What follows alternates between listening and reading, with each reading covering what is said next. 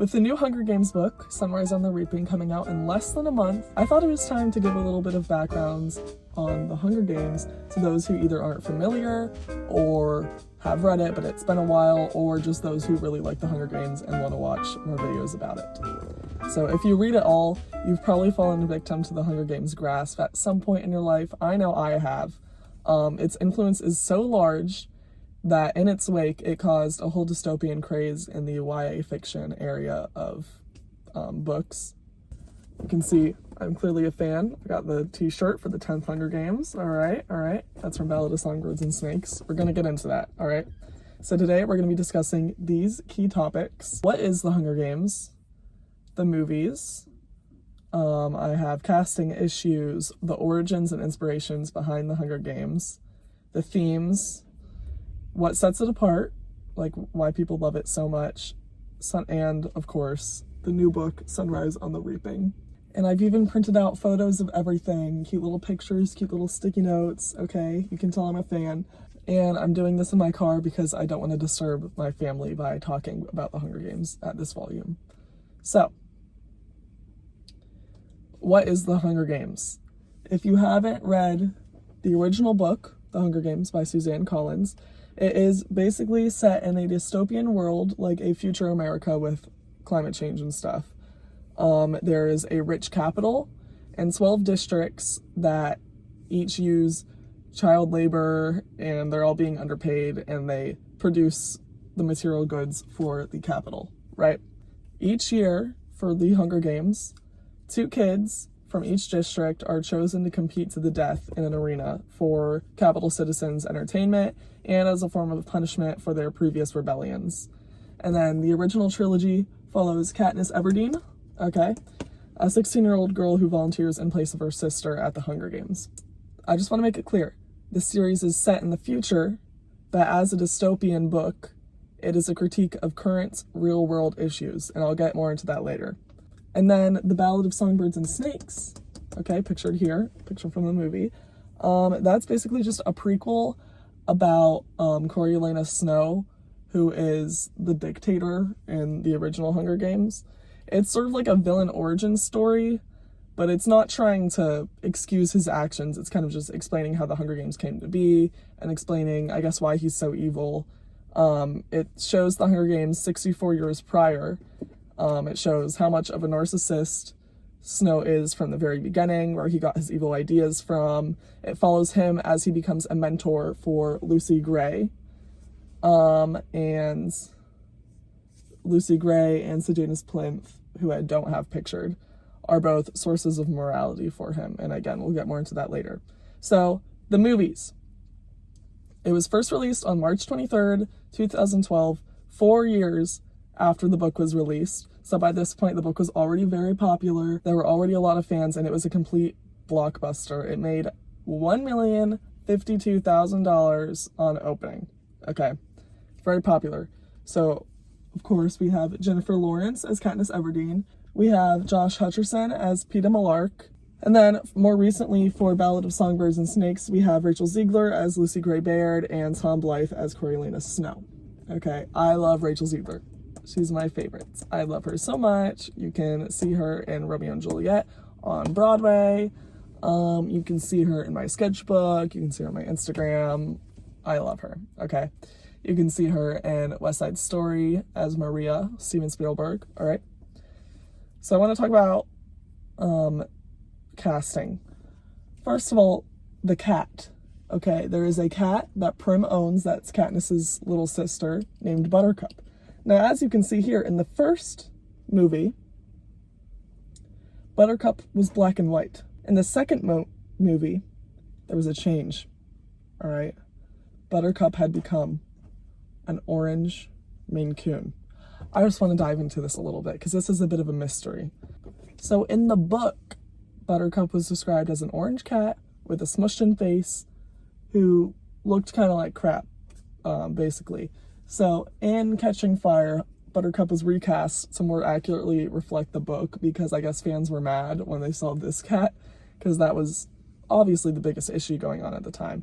So I couldn't find much information as to whether or not the actor, Orion is the actor by the way, is still alive. At the time of filming, the cat was 7 years old. So currently, the cat would be about 20. So take with that what you will. The cat could still be alive, but I would say it's probable that he isn't alive. So, I don't know. I did find a pretty extensive article about the actor and its owner's experience. If you want to read that, it was pretty interesting, actually. Okay, and then the original casting reactions.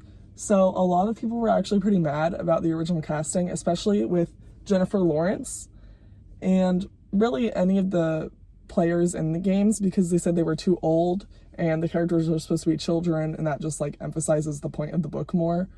You know, child murder is a little bit worse than adult murder, most would agree. But keep in mind that child labor laws aren't very good, first of all, so it's really probably better that they're mostly adults. People also took issue with Jennifer Lawrence because they said she was too fat for the role.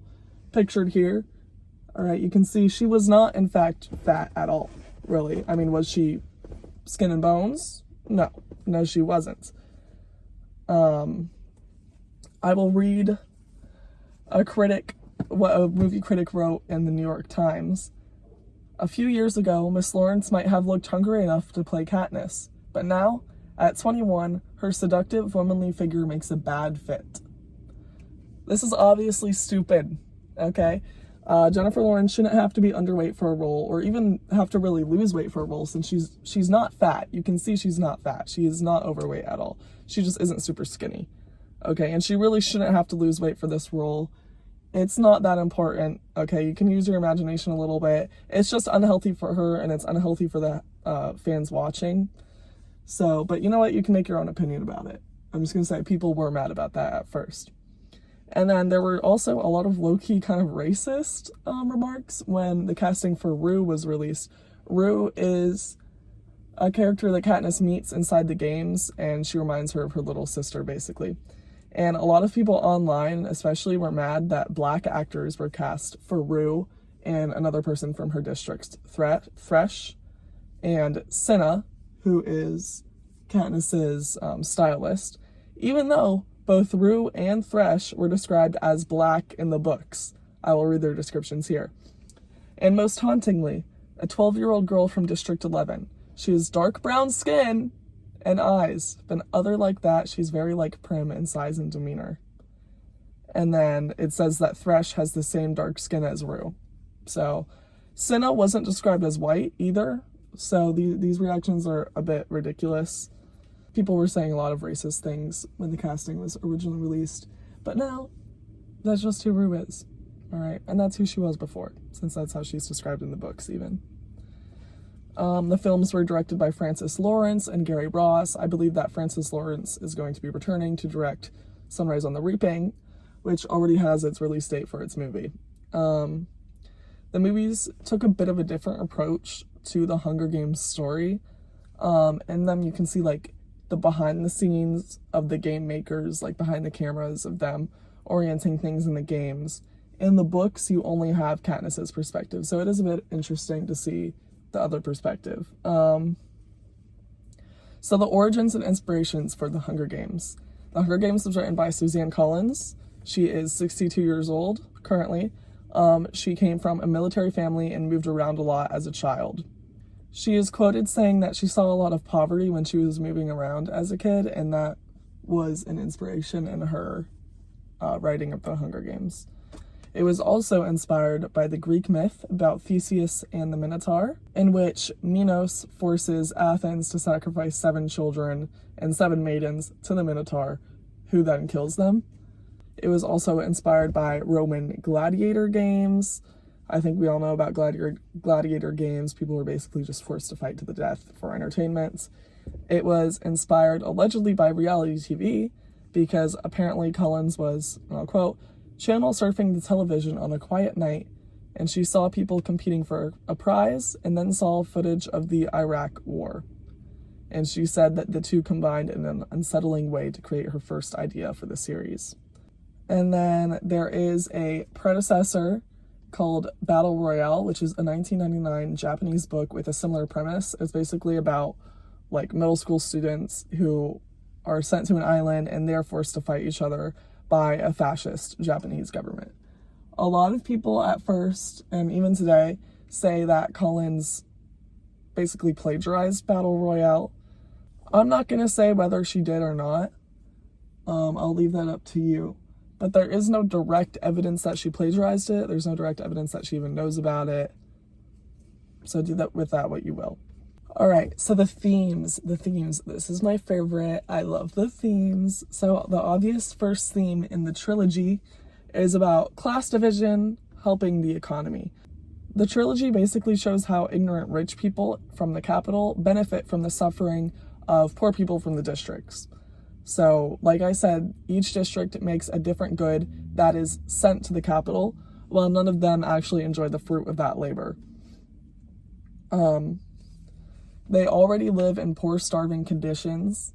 They are forced to enter their children's names extra times in order to receive stocks of food rations and grain. I guess that they're not forced to enter their kids' names, but if they want to eat, then they are forced to enter their kids' names extra times. This is an obvious parallel to American culture and just Western society in general, using third world countries for their economy. This is in everything, basically everything. Think about the chocolate industry. There is no chocolate without child labor mining. You can look into that. Fast fashion, you don't get cheap clothes if the people making the clothes are paid correctly. You know what I mean? Like, it's just not possible. It's just not how economy works. So people every day utilize child labor. I utilize child labor. I bought this shirt. This was definitely made with child labor. Look at it. Child labor, underpaid labor. Everyone does this, especially in Western culture. Almost everyone does this if you buy from any store. And we all do this while turning a blind eye to the awful conditions in those other countries. So that's basically what the Hunger Games is supposed to highlight in a more dramatic way, yes. But that is what's happening. It also highlights suffering for entertainment. Like I said, the tributes and the players in the Hunger Games are forced to fight to the death slowly for a factor of entertainment for the capital citizens. This is all televised. The slower and more gruesome the deaths, the more entertaining. This is also in the Hunger Games. They don't want them to die too soon or anything. This shows parallels to both the gruesome nature of gladiator games in ancient Rome, in which people watched prisoners basically fight to their deaths for entertainment. And it also draws parallels to reality TV, in which real people's real lives, real dramas are televised and widely discussed. So this basically turns their lives into commodities, which is obviously something that Suzanne Collins was inspired by.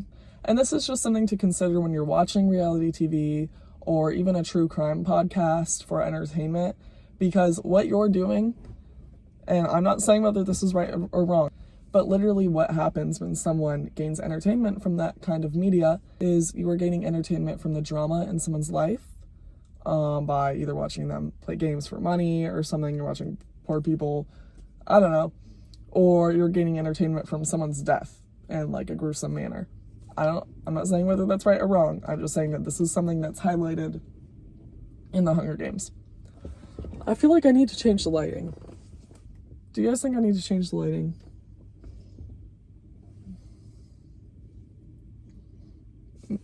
No? Alright. I'm just gonna stay here because I'm a little bit too lazy. It's probably fine, right? And then let's get into Ballad of Songbirds and Snakes. This is my favorite one, actually. If you haven't read Ballad of Songbirds and Snakes, give it a read. I promise you, the ending will be shocking. It'll be thought-provoking. It'll be the best experience you've had at the Hunger Games. I'm just telling you right now. That book specifically gets more into the state of nature debate, and how that relates to different types of government. So the dedication, I think, is that what it's called? It's like one of the first pages, like before the story starts. That opens with quotes from Thomas Hobbes, John Locke, and Jean-Jacques Rousseau. I don't know if that's how you pronounce his name. Hereby it is manifest that during the time men live without a common power to keep them all in all, they are in that condition which is called war, and such a war as is of every man against every man. That's Thomas Hobbes. That quote is basically just saying that all people are naturally against each other. So Hobbes' philosophy basically just believes that people are naturally selfish and naturally brutal and naturally evil. So in Ballad of Songbirds and Snakes, this is exemplified through Dr. Gall, who is the head game maker in that book, and she's just an influence to Snow throughout the book. She says that district citizens are evil and they're rabid, and they need to be put in the arena to show like the true nature of humanity, basically, which is killing each other. Now, if you have a brain, you probably know that that's not true, but there are a lot of people who subscribe to this philosophy. And then Snow in the book ends up adopting that philosophy, which is why he rules so harshly with an iron fist, basically, because he believes that everyone is naturally evil and selfish, possibly because he is naturally evil and selfish. So he thinks everyone is like him. I'll leave that up to you. The reason that Hobbes believed this, I think, is because he was living during a time of war, which might cause someone to believe that people are naturally evil. And then the dedication also includes a quote from John Locke saying, "The state of nature has a law of nature to govern it, which obliges everyone. And reason, which is that law, teaches all mankind who will but consult it, that being all equal and independent, no one ought to harm another in his life, health, liberty, or possessions." So this is basically saying that people aren't really naturally good or naturally evil, but they each have inherent rights and needs, and that people are characterized by reason and tolerance. This is exemplified through Lucy Gray Baird, the best character in the series, by far. She says, "I think there is a natural goodness built into human beings. You know when you've stepped across the line into evil, and it's your life's challenge to try and stay on the right side of that line." That goes along with what John Locke says, because he's just saying that people are thinking, and they're basically just doing their best to not go against someone else's life, health, liberty, or possessions. Also exemplified through her quote, "You've no right to starve people, to punish them for no reason, no right to take away their life and freedom. Those are things that everyone is born with, and they're not yours for the taking. Winning a war doesn't give you that right. Having more weapons doesn't give you that right. Being from the capital doesn't give you that right. Nothing does." And then Jean-Jacques Rousseau says, "Man is born free, and everywhere he is in chains." So Rousseau is the very opposite of Thomas Hobbes. He believes that people are naturally good, naturally unselfish, and non-violent, and that outside of society and law, people are free and happy, but in society with laws and civilization, that's what's responsible for selfishness and brutality. This is exemplified through the character Sejanus, who stands up for the tributes the whole time because he's from the districts. And then, spoiler, I'm just going to say, if you haven't read it yet, he becomes a part of a rebel group that attempts to leave Panem, thinking that once they're free of civilization, things will be good. And those three different characters, Sejanus, Lucy Gray, and Dr. Gall, are all influences of morality on Snow. But because this is a villain origin story, we know that Snow will eventually choose the worst one. And then there's also something to be said about themes of ambition and the price of power. So Snow is originally poor. Well, he comes from a family that was rich, but then they became poor through the war. But now everyone else is kind of rich again, but he's still not rich. He's starving. He's just trying to make a living and get an education. And through that, you see how he goes deeper and deeper into evil and lying and cheating to get what he wants, which is basically money for food, which is a good thing. Food and education for him and his family. But you see how his values just aren't in line between getting that, but also remaining moral on some level. And I'm not saying that stealing for food isn't moral. That's not what I'm saying. He does things that are pretty egregious. And then what sets Hunger Games apart? So after the Hunger Games, there were many other YA dystopian fiction. I'm thinking Maze Runner, the Match series, The Selection, Divergent. Okay, all of these books are good and people still like these, but I think that Hunger Games is going to go down as a contemporary classic, basically. Those books are really just for entertainment, which isn't a bad thing. Entertainment's great. I love entertainment. I've read all of those books, except for Match. But Hunger Games clearly just stands apart. I mean, their current fan accounts to this day. Granted, that could be because the series is still ongoing. There's another book coming out soon. But still, March 18th. But the point is, Hunger Games wasn't written just for the shock value of brutality and of child murder. They're not written just to show that child murder is wrong. We all know this already. She writes for a purpose, okay? The purpose of dystopian books is to highlight the social and political issues in our own current societies. This is not a warning for the future. This is a picture of our present day. What's happening in the Hunger Games, even though it's dramatized, is a picture of what's happening in our current day. Today, we are profiting off of the suffering of developing countries, of child murder, child labor, okay? It's a very real issue. And that's what the Hunger Games is trying to highlight. That's what I'm just trying to say. That's what sets it apart. So like I said, a bunch of other dystopian fiction also came out after the Hunger Games. A lot of that fiction stayed basically in the demographics of teenage girls.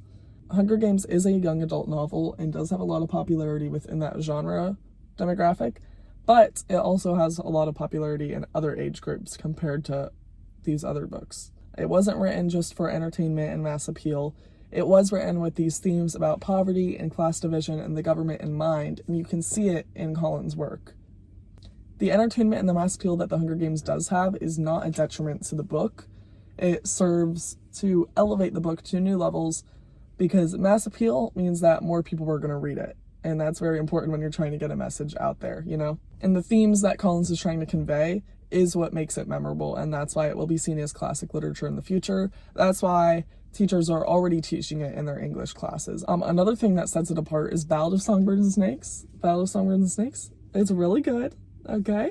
It has songs. You might think that a musical about child murder is weird, but you just have to get it, okay? It just makes sense. You gotta read it, and then you gotta watch it, and then you'll understand. All right? Headed for heaven, sweet old hereafter, and I've got one foot in the door. Did you hear that? That was God. Like no other. You don't want to miss out on this. I'm telling you, you don't want to miss out on this. It's really good, okay? And then another thing, there are a lot of love triangles in YA fiction. That's not really a well-respected trope outside of the YA sphere. A lot of people say that Hunger Games suffers from that. Me personally, I don't think there even is a love triangle in Hunger Games because Katniss doesn't even really feel romantic love towards either of the people in that triangle until later on in the series. There really isn't a debate about that, you know?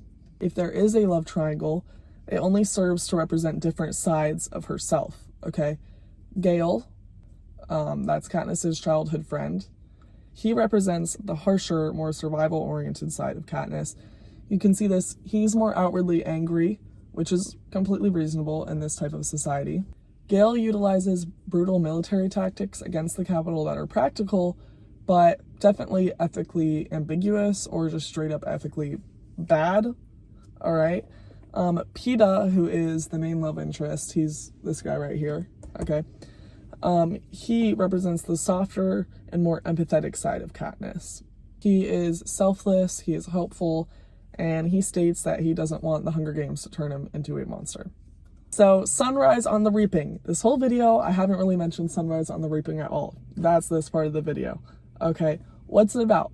Sunrise on the Reaping will follow Haymitch Abernathy in the 50th Hunger Games. That's Katniss's and Peeta's mentor in the original. He's the second person to win and the only surviving victor in the Hunger Games. It will be during the second quarter quell, which is basically every quarter games, like 25th, 50th, 75th. There's like something weird. And in the 50th one, 2 times the amount of tributes were chosen from each district. We don't know that much about the book specifically, but we do know some political philosophies that have inspired Collins so far. So I'll just read that aloud to you. On returning to the world of the Hunger Games, author Suzanne Collins said, "With Sunrise on the Reaping, I was inspired by David Hume's idea of implicit submission, and in his words, the easiness which with the many are governed by the few. The story also lent itself to a deeper dive into the use of propaganda and the power of those who control the narrative. The question, real or not real, seems more pressing to me every day." Let's break that down a little bit. So in David Hume's philosophy, we submit to the government because either we think that they're doing everything right, or we're better off with than without them, or because we feel like we can't leave. That opinion about the lack of corruption in the government by the people basically just keeps people from revolting, okay? This means that not as much force is necessary in order to keep the general public in line. I just want to note that people in the districts already know that the government is corrupt. I mean, it's obviously corrupt.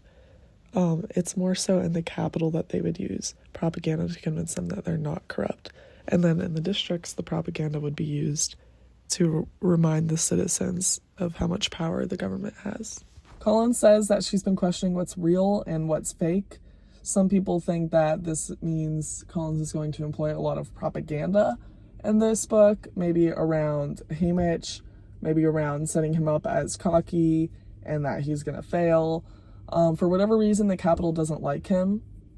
But we know that he won because he threw an axe or something into the force field and then it ricocheted and killed the last person. And the Capitol maybe perceived that as an act of defiance against him, using the Capitol's tools against them. And that's why they tried to censor his win. And that would basically, somehow, we're going to find out how, but that would basically serve to keep people from revolting against the Capitol because they're using this propaganda to keep everyone in line. So the book is going to come out on March 18th. I'm going to upload another cute little video after with my review. I'll link that in the description as soon as it comes out, but just check back on my channel if you want to take a look-see at that. A movie is already set to release, and I believe it's already in stages of pre-production right now, on November 20th, 2026. It's again going to be directed by Francis Lawrence.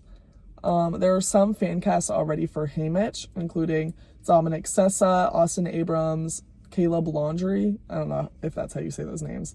And then there are some fan casts for Maisie Donner, including Emma Myers, Sophia Wiley, and Freya Allen.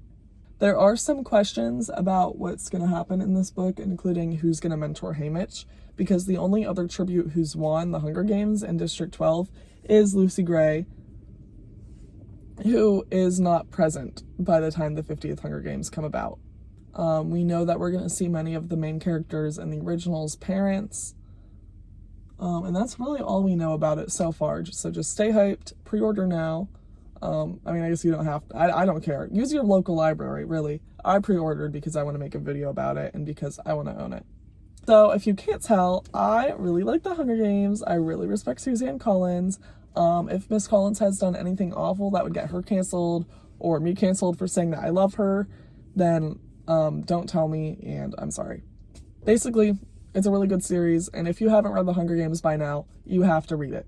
I mean, come on, you have to read it. I'm just telling you, it's easy to read. It is entertaining. The themes are beautiful. I mean, it's just time. I don't really know what you're waiting for. If someone could find out whether or not Orion the cat is still alive, that would be great. Please let me know. If you've only watched the Hunger Games movies, I think you should also read the books. They're not really difficult to read, like I said, and they do provide a lot more depth into the story, so that would be very cute. You could even audiobook it. I mean, I don't care. I've been recording for like 40 minutes now, so I'm just gonna go. Bye!